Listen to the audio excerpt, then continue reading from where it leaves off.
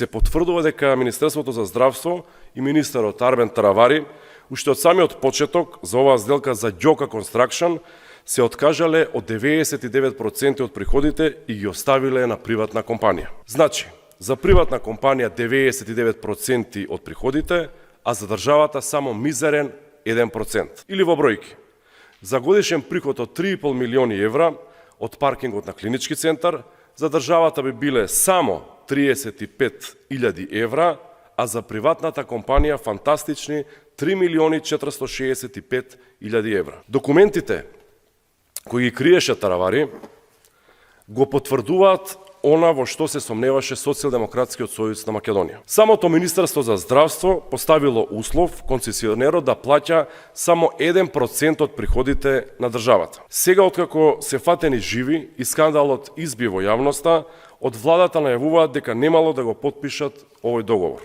Не е доволно сега само да не се потпише договорот. Мора да има истрага за корупција и да има одговорност.